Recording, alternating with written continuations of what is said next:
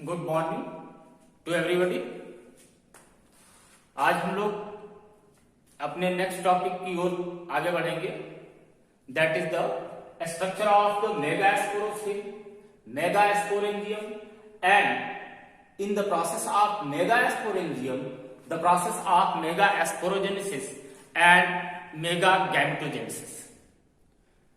सबसे पहले हम बात करते हैं एक फ्लावर की, क्योंकि ये सारे स्ट्रक्चर्स फ्लावर से कोरिलेट करते हैं, उसी के पार्ट्स हैं। तो स्ट्रक्चर ऑफ फ्लावर में central hole, in the structure of a flower central hole जो है वो स्ट्रक्चर है, कलेक्टिवली अगर हम कहें तो गाइनोसियम है, और that is the structure of the carpel. तो ये स्ट्रक्चर ऑफ कार्पेल ये हो सकता है कि एक से ज्यादा कार्पेल्स एक साथ जुड़े हुए एक फ्लावर में, तो उस कंडीशन में वो स्टेज, वो कंडीशन मल्टी कार्पेल की कंडीशन कही जाती है। लेकिन हमारे इस डायग्राम में जो डिमॉन्स्ट्रेट किया जा रहा है, यहां पर एक सिंगल कार्पेल है, that is the monocarpellary condition. Multi carpellary जबकि एक से ज्यादा कार्पेल्स एक साथ हैं तो मल्टी कार्पेलरी की कंडीशन है, और एक सिंगल कार्पेल अगर है तो that is the monocarpellary condition. तो एक कार्पेल या टेस्टिल वो पार्ट है, वो हिस्सा है जो कि फीमेल गैमेट्स के फॉर्मेशन के लिए रिस्पॉन्सिबल होता है। कलेक्टिवली वो कहा जाता है कि that is the part of flower which have the female reproductive system. तो इस फीमेल रिप्रोडक्टिव सिस्टम के मेन 3 कंपोनेंट्स कंसीडर किए जाते हैं, जैसा कि हम डायग्राम में देख पा रहे हैं। सबसे ऊपरी हिस्सा जो एक सॉलिड पोर्शन होता है, पार्ट होता है, that is the landing platform. इसको लैंडिंग प्लेटफॉर्म भी कहते हैं पॉलन के लिए, क्योंकि प्रोसेस ऑफ पॉलिनेशन जब होगा तो प्रोसेस ऑफ पॉलिनेशन में पॉलन एंथर से रिलीज होंगे, और रिलीज होने के बाद गाइनोसियम के पास जब आते हैं, पिस्टिल के पास आते हैं, तो सबसे पहले वो लैंड करेंगे तो स्टिग्मा पर लैंड करते हैं। यहां पर पॉलन लैंड करेंगे और यहीं पर पॉलन पिस्टिल इंटरेक्शन की प्रोसेस होती है, और पॉलन पिस्टिल इंटरेक्शन के बाद पॉलन ट्यूब इलॉन्गेट होंगे, डेवलप होंगे पॉलन से, और वो pollen tube process of fertilization के लिए मेल गैमेट्स को कैरी करके एम्ब्रियो सैक तक पहुंचाने का काम करते हैं। तो first part that is the part of the stigma. इस स्टिग्मा के बाद एक लंबी सुराही की नली की तरह स्ट्रक्चर है, इलॉन्गेटेड पार्ट है, इसकी लेंथ अलग अलग फ्लावर्स में अलग होगी, that is the part of the style. तो स्टाइल का मेजर फंक्शन है सिर्फ provide the passage for the transfer of the pollen tube. Pollen tube को एम्ब्रियो सैक तक पहुंचने के लिए यह रास्ता देता है। Basal portion that is the part of the ovary. ये ओवरी थैलेमस के ऊपर लोकेट करेगा। डिफरेंट कंडीशंस होती हैं, हम लोगों ने पढ़ा था कि पॉलन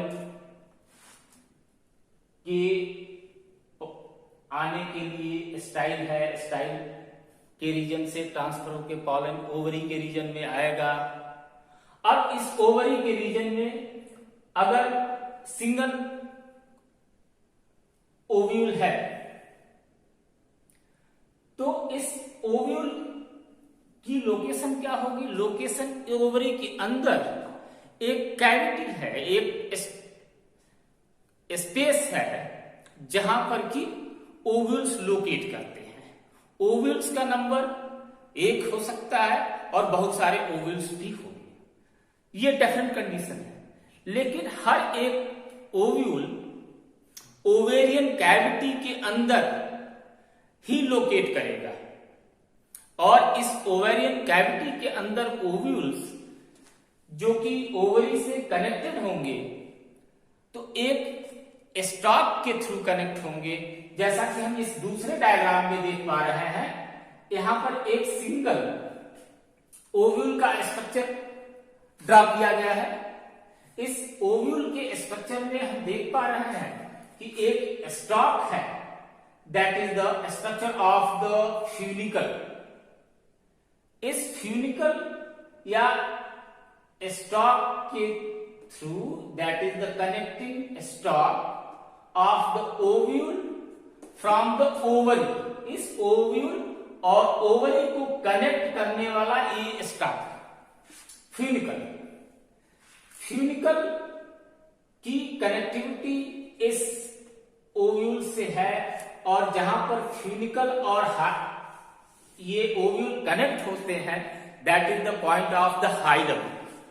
हाइलम, जब ये हाइलम स्ट्रक्चर ऑफ सीड का फॉर्मेशन होगा, ओव्यूल जब after the process of fertilization हो जाएगा तो फर्टिलाइजेशन के बाद ओव्यूल का स्ट्रक्चर सीड फॉर्म में चेंज होगा। तो सीड फॉर्म में जब चेंज होगा तब भी ये हाइलम नाम का स्ट्रक्चर एग्जिस्ट करेगा और ये स्कार लाइक स्ट्रक्चर के रूप में दिखाई पड़ता है हर सीड में। इसको हम फिर बाद में बात करेंगे। तो हाइलम और हाइलम के बाद का जो एरिया होगा, जो पार्ट है, वो चैलेजा के नाम से जाना जाता है और उस एंड को हम चैलेजर एंड बोलते हैं। इस चैलेजर एंड के ठीक अपोजिट डायरेक्शन में, ठीक 90 डिग्री के एंगल पर एक दूसरा एंड होता है जिसको कि हम माइक्रोपाइलर एंड कहते हैं और वो माइक्रोपाइलर एंड डिटरमाइन होगा एक पैसेज के थ्रू, एक रास्ता होता है जिसमें कि सेंट्रल पार्ट में एम्ब्रियो सैक लोकेट करेगा। इस माइक्रोपाइलर और चैलेंजर पोल, दो पोल हो गए, एक हमारा चैलेंजर पोल और another one that is the micropylar pole. इस माइक्रोपाइलर पोल और चैलेंजर पोल के ग्राउंड पर इस ओव्यूल की डिफरेंट टाइप्स हो जाते हैं। मेनली 4 टाइप्स होंगे, जैसे कि इस डायग्राम में हम लोग देख पा रहे हैं। ये मैक्सिमम प्लांट्स में, एंजियोस्पर्मिक प्लांट्स में ये कंडीशन कॉमन होती है और इस कंडीशन को हम बोलते हैं एंट्रोपस ओव्यूल। एंट्रोपस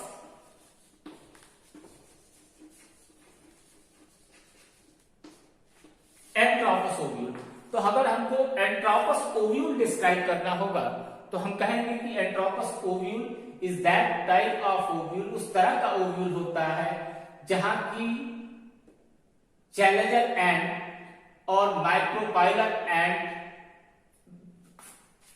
180 डिग्री एंगल पर बेंड हो जाते हैं, जहां की माइक्रोपाइलर एंड इस हाइलम के लोकेशन से 180 डिग्री पर बेंड हो गया और इसके बाद ये चैलेंजर पोल और माइक्रोपाइलर पोल, तो ये हमेशा इन ऑल द कंडीशन ये चैलेंजर पोल और माइक्रोपाइलर पोल एक दूसरे के अपोजिट होंगे।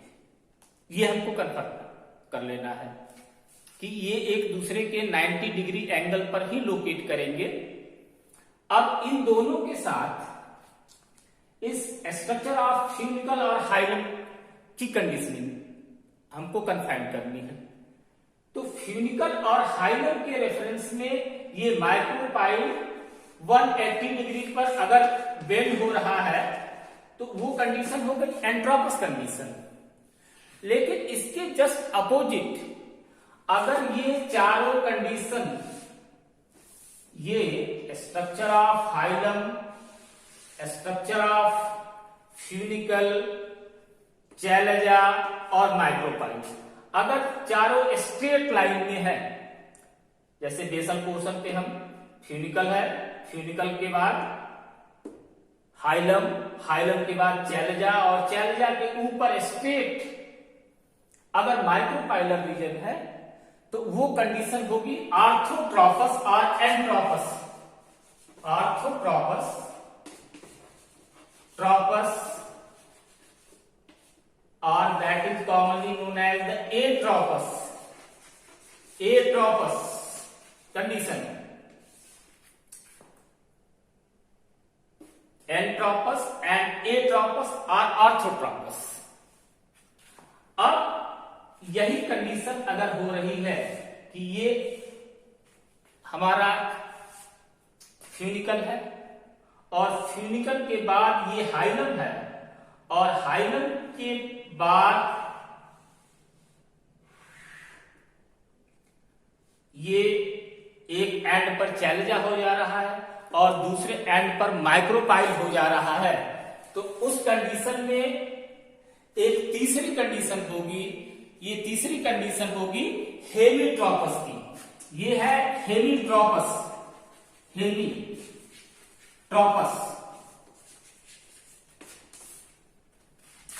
इसमें एक फोर्थ कंडीशन भी होती है एम्फीट्रॉपस। एम्फीट्रॉपस में ये बेंड हो जाएंगे 45 डिग्री एंगल पर। यहां चैलेंजा होगा, ये स्ट्रेट लाइन हमारी फ्यूनिकल की हो गई। फ्यूनिकल के बाद ये पॉइंट जो होगा, ये पॉइंट है हाइलम का, और हाइलम के बाद ये कंडीशन होगी चैलेंजा की, और इसके अपोजिट ये माइक्रोपाइल का पोजीशन होगा। इस माइक्रोपाइल की पोजीशन में हम देख रहे हैं कि हार्स सूट शेप स्ट्रक्चर का फॉर्मेशन होता है। ऐसा लगता है कि हार्स घोड़े के खुर की तरह, पैर की तरह का स्ट्रक्चर फॉर्म होता है। ये कंडीशन हो जाती है एम्फीट्रॉपस। एम्फीट्रॉपस, ये चार बेसिक कंडीशन होती है, टाइप्स हो जाते हैं किसके, तो इस स्ट्रक्चर ऑफ ओव्यूल के या मेगा एस्पोरेंजियम के। इस मेगा एस्पोरेंजियम में के स्ट्रक्चर को अगर हम देखते हैं, सिंगल मेगा एस्पोरेंजियम के स्ट्रक्चर में, तो बाहर की जो दीवारें होंगी ये दो कवरिंग होती है, प्रोटेक्टिव कवरिंग होती है, जिसका नाम दिया जाता है आउटर इंट्यूबमेंट और इनर इंट्यूबमेंट। मोस्टली ये कंडीशन कॉमन होती है कि जहां पर डबल लेयर हो, आउटर और इनर इंट्यूबमेंट एग्जिस्ट करें। कभी कभी ये भी कंडीशन हो सकती है कि ये आउटर और इनर इंट्यूबमेंट दो अलग अलग ना होके सिंगल हो। इस दोनों इंट्यूबमेंट्स के अंदर का जो पोर्शन है, ये इलाका, ये part, that is the part of the nucellus. Central portion, that is the region of the nucellus. Nucellus ये न्यूट्रिटिव मास है, यहां पर न्यूट्रिएंट्स होंगे और इस न्यूट्रिएंट्स के सेंट्रल पोर्शन में एम्ब्रियो सैक एग्जिस्ट करता है। इस एम्ब्रियो सैक के फॉर्मेशन की प्रोसेस जो है, ये आर्के एस्पोरेंजियल सेल, जो कि आगे चलकर एमएमसी के फॉर्म में बदलती है। आर्के एस्पोरेंजियम सेल्स इस न्यूसेलस के सेंट्रल पोर्शन में एग्जिस्ट करती हैं और ये आर्के एस्पोरेंजियम सेल्स डिवाइड होती हैं। They have the capability of the cell division. ये मेरिस्टेमेटिक सेल्स होंगी और इनमें जब डिवीजन होगा तो फॉर्मेशन होगा मेगा स्पोर मदर सेल्स का। ये megaspore mother cells diploid cells हैं। ये डिप्लॉयड सेल्स होती हैं और इन डिप्लॉयड सेल्स में का फिर मियोसिस सेल डिवीजन होगा। इन्हीं MMC mega spore mother cells में जब मियोसिस की डिवीजन होगी तो फॉर्मेशन होगा एम्ब्रियो सैक का। एम्ब्रियो सैक का नहीं होगा, इनिशियल स्टेज में फॉर्मेशन होगा मेगा स्पोर का, मेगा स्पोर सेल का। और ये मेगा स्पोर सेल जो होंगी हैप्लॉइड स्ट्रक्चर होगी। इसके process of megaspore cell के फॉर्मेशन में मेगा स्पोर मदर सेल्स में जो सेल डिवीजन होगा वो सेल डिवीजन एक स्ट्रेट लाइन में होगा। स्ट्रेट लाइन कहने का मतलब ये हुआ कि चैलेंजर रीजन और माइक्रोपाइलर रीजन, सपोज दैट इस डायग्राम को अगर ऑब्जर्व कर रहे हैं तो ये चैलेंजर रीजन हो गया, ये माइक्रोपाइलर रीजन हुआ। इस चैलेंजर रीजन और माइक्रोपाइलर रीजन के बीच में ये सेल्स डिवाइड होंगी। सेंट्रल पोर्शन में एक सेल है, ये सेल डिवाइड होकर दो पार्ट में हुई, ये दोनों सेल फिर 4 सेल स्ट्रक्चर फॉर्म होगा। इस 4 सेल स्ट्रक्चर में जो 3 मेगा स्पोर्स होंगे जो कि माइक्रोपाइलर रीजन की तरफ होंगे, ये माइक्रोपाइलर रीजन की तरफ वाले तीनों सेल्स डिस्ट्रॉय कर जाते हैं, डीजेनरेट कर जाएंगे। और ये सेल नीचे वाला portion which is located toward the chalazal pole, जो चैलेंजर पोल की तरफ का स्ट्रक्चर बचेगा that is the megaspore. तो ये मेगा स्पोर एक हैप्लॉइड सेल है। ये आप इससे क्लियर कर सकते हैं कि ये बेसल पोर्शन होगा, चैलेंजर पोर्शन, ये टर्मिनल पोर्शन है हमारी फिंगर टिप्स। तो इसमें वर्टिकली जो मेगा स्पोर मदर सेल होंगी वो डिवाइड होंगी और वो डिवाइड होकर 4 सेल बनी। इन 4 सेल्स में से जो बेसल होगी, जो चैलेंजर के पास की सेल होगी वो सरवाइव करती है, बाकी 3 ऊपर वाली सेल्स सरवाइव नहीं करेंगी। तो that is the first megaspore cell. ये मेगा स्पोर सेल है और यही मेगा स्पोर सेल आगे डेवलप होके एक एम्ब्रियो सैक में डेवलप होगी।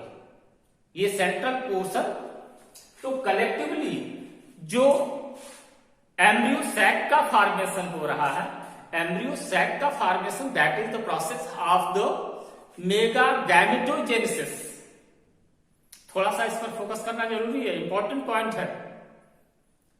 मेगा गैमेटोजेनेसिस, इसके पहले हम लोगों ने बात किया, हमने कहा क्या, मेगा स्पोरोजेनेसिस। तो मेगा स्पोरोजेनेसिस को हम डिस्क्राइब कर सकते हैं कि that process in which the formation of the megaspore cell और megasporogenesis takes place by the meiotic division of the megaspore mother cell. Megaspore mother cell में जो कि आर्किगोनियल सेल से बनी, इसमें जब meiosis cell division हुआ तो मेगा स्पोर सेल बना। अब ये मेगा स्पोर सेल में माइटोसिस सेल डिवीजन हुआ और माइटोसिस सेल डिवीजन के बाद एम्ब्रियो सैक का फॉर्मेशन हुआ, that is the gametophyte stage, haploid stage completely form हुआ।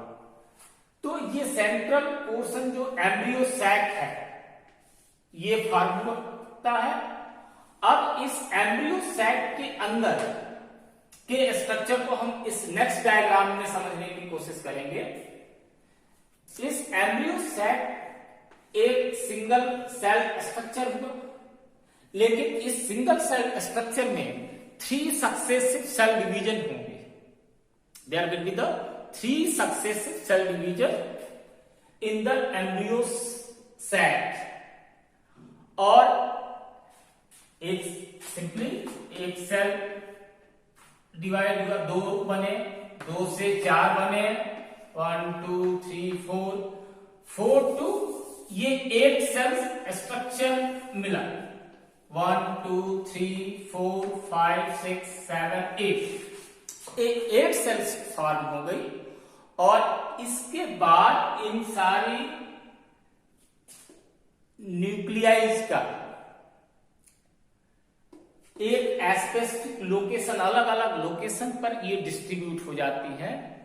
इसमें से जो लोकेशन होगा, ये लोकेशन अलग अलग न्यूक्लियाई का उनके चैलेंजर और माइक्रोपाइलर एंड के ग्राउंड पर डिसाइड होता है।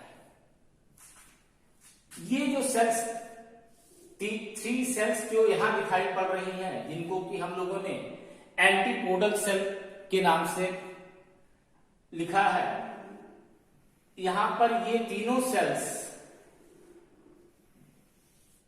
लोकेट करती हैं चैलेंजर पोल की ओर। चैलेंजर पोल पर ये 3 सेल्स या 3 न्यूक्लियाई आकर लोकेट कर जाती हैं। प्रोसेस ऑफ फर्टिलाइजेशन में इनका बहुत कंट्रीब्यूशन नहीं होता, ये न्यूट्रिएंट्स प्रोवाइड करेंगी और फाइनली ये डिजेनरेट कर जाती है। सेंट्रल पोर्शन में हम 2 न्यूक्लियाई देख पा रहे हैं, जिनको की नाम दिया गया है पोलर न्यूक्लियाई। लेकिन इन दोनों पोलर न्यूक्लियाई को कलेक्टिवली हम लोगों ने क्या कहा, सेंट्रल सेल। इसके बाद इस माइक्रोपाइलर एंड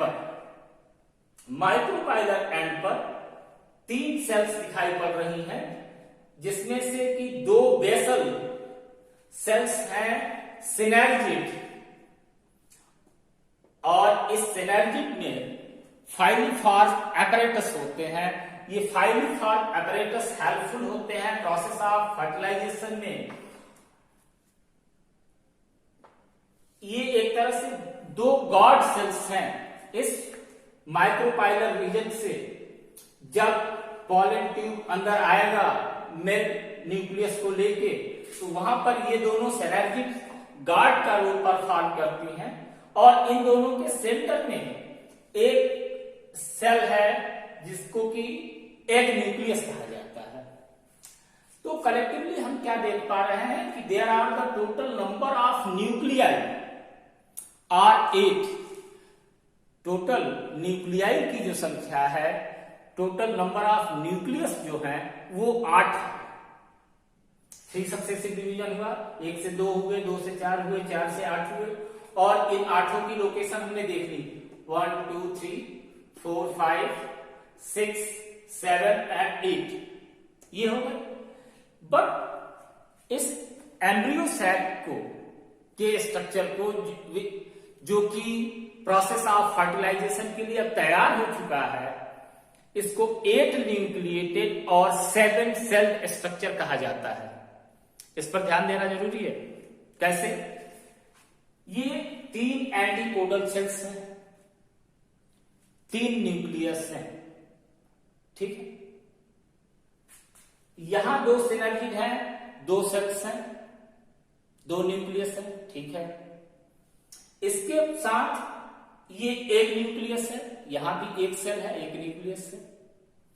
तो 3 इधर और 3 इधर, ये हो गया 6 हमारे। अब 7 और 8 का मसला क्लियर करते हैं। यहां पोलर न्यूक्लियाइज की नंबरिंग कितनी है? 1 एंड 2। तो 6 प्लस 2 जब होगा तो ये टोटल नंबर ऑफ न्यूक्लियाई हो गई 8। लेकिन ये दोनों पोलर न्यूक्लियाई एक सिंगल सेल कंसीडर की जाती हैं, और इसकी वजह से 6 प्लस 1, अगर सेल की जब बात होगी तो 6 प्लस 1 होगा, और यहां टोटल नंबर ऑफ सेल कितने हो गए? ओनली 7। जबकि नंबर ऑफ न्यूक्लियाई कितनी है? तो 8। तो now this structure of embryo sac is ready for the further fertilization. एक बार हम रिव्यू कर लेते हैं सारे स्ट्रक्चर्स को. इन the process of sexual reproduction of plant body, structure of gynoecium. Gynoecium का स्ट्रक्चर रिस्पॉन्सिबल है जो कि फीमेल रिप्रोडक्टिव पार्ट्स को बियर करता है. गाइनोसियम कार्पल से मिलकर बना है. कार्पल्स एक होंगी तो वो कंडीशन होगा मोनोकार्पेलरी. अगर एक से ज्यादा हुए तो वो मल्टी कार्पेलरी कंडीशन होगी. इस डायग्राम में जो हम स्ट्रक्चर देख रहे हैं वो मोनोकार्पेलरी कंडीशन है. इसके 3 पार्ट्स हैं. एक कार्पल के स्टिग्मा, स्टाइल और ओवरी. ओवरी के अंदर ओवेरियन कैविटी है. ओवेरियन कैविटी में ये ओव्यूल एग्जिस्ट करते हैं. ओव्यूल्स इस ओवेरियन वॉल में जो एग्जिस्ट करते हैं, जो वो लोकेट करते हैं, उस कंडीशन के बारे में हम लोग लास्ट ईयर 11th में पढ़ चुके हैं. That is the pattern of the placentation. ये प्लेसेंटेशन का पैटर्न अलग अलग तरह का होता है. बेसल प्लेसेंटेशन है, एक्सियल है, पैराइटल है, डिफरेंट कंडीशन है प्लेसेंटेशन की. इस प्लेसेंटेशन में प्लेसेंटा से जो ओव्यूल कनेक्ट होंगे, ओव्यूल कनेक्ट कैसे होंगे? तो थ्रू द फ्यूनिकल. तो ये फ्यूनिकल और फ्यूनिकल जहां पर ओव्यूल से कनेक्ट होंगे वो पॉइंट है हाइलम. हाइलम के बाद का ये एंटायर पार्ट एक ओव्यूल है. ओव्यूल डिफरेंट टाइप के हैं, डिफरेंट टाइप्स ऑफ ओव्यूल है. किस ग्राउंड पर? तो इन रेस्पेक्ट ऑफ फ्यूनिकल और हाइलम, चैलेजा और माइक्रोपाइल की पोजीशन क्या है? अगर फ्यूनिकल और हाइलम के रेस्पेक्ट में माइक्रोपाइल 180 डिग्री पर बेंड हो जा रहा है तो वो कंडीशन हो जाती है क्या? तो एंट्रोपस कंडीशन. अगर ये स्ट्रेट हो जाए, बिल्कुल सीधा रह जाए, जहां पर कोई बेंडिंग न हो, फ्यूनिकल और हाइलम के रेस्पेक्ट में चैलेजा और माइक्रोपाइल बिल्कुल सीधे हो हैं, जैसे हमारा हाथ है, तो ये अगर स्ट्रेट हो गया तो ये कंडीशन है आर्थोट्रोपस या एट्रोपस. और ये जो डायग्राम दिख रहा है वो एंट्रोपस कंडीशन है. इसके अलावा और भी कंडीशन है एम्फीट्रोपस और हेमीट्रोपस की. ये ट्रोपस की कंडीशन जो है, टाइप ऑफ ओव्यूल्स जो है, ये डिटरमाइन होंगे फ्यूनिकल और हाइलम के रेस्पेक्ट में चैलेजा और माइक्रोपाइल की पोजीशन क्या है. ओके. एक सिंगल ओव्यूल के स्ट्रक्चर में जो आउटर वॉल होगा, आउटर वॉल इंट्यूबमेंट होगा. हो सकता है कि वो आउटर वॉल एक ही लेयर का हो तो सीधा इंट्यूबमेंट है. Most of the cases 2 layer का होगा और जब 2 लेयर के होंगे ये इंट्यूबमेंट्स, तो वो आउटर वॉल, आउटर इंट्यूबमेंट और इनर इंट्यूबमेंट होंगे. यही आउटर इंट्यूबमेंट और इनर इंट्यूबमेंट सीड फॉर्मेशन जब होगा तो बन जाएंगे टेस्टा और टेगमेन के स्ट्रक्चर के फॉर्म में. ये दोनों चेंज हो जाते हैं. सेंट्रल पोर्शन न्यूसेलस है. न्यूसेलस के अंदर ही आर्केगोनियल सेल्स में डिवीजन होगा और उस डिवीजन में मेगास्पोर का फॉर्मेशन होगा. जो मेगास्पोर फाइनली एम्ब्रियो सैक में डिवाइड होगा. इस कंडीशन को हम कॉलन फॉर्मेशन के कंडीशन को कंपेयर करें तो कॉलन फॉर्मेशन की कंडीशन में होता क्या था कि एक मदर सेल डिवाइड होती थी तो 4 पॉलन का फॉर्मेशन होता था और 4 पॉलन सरवाइव करते थे टेट्राड फॉर्म में और वो फर्दर पॉलन के फॉर्म में डेवलप होकर रिलीज होते थे। लेकिन यहां कंडीशन क्या होगी कि एक मदर सेल एमएमसी में जो डिवीजन होगा तो 4 सेल्स तो बनेगी after the process of meiosis, लेकिन उन चारों में से सिर्फ एक ही सेल सरवाइव करेगी। कौन सी सेल? जो चैलेंजर एंड की तरफ होगी। और इसके बाद वो मेगा स्पोर का स्ट्रक्चर जो कि हैप्लॉइड स्ट्रक्चर होगा। अब ये हैप्लॉइड स्ट्रक्चर डेवलप होगा माइटोसिस सेल डिवीजन के बाद, तो एम्ब्रियो सैक का फॉर्मेशन होगा। इस स्ट्रक्चर ऑफ एम्ब्रियो सैक में फिर फर्दर सेल डिवीजन होगा और 3 सक्सेसिव डिवीजन के बाद फाइनली एक एम्ब्रियो सैक में 8 न्यूक्लिएटेड और 7 सेल स्ट्रक्चर का फॉर्मेशन होगा।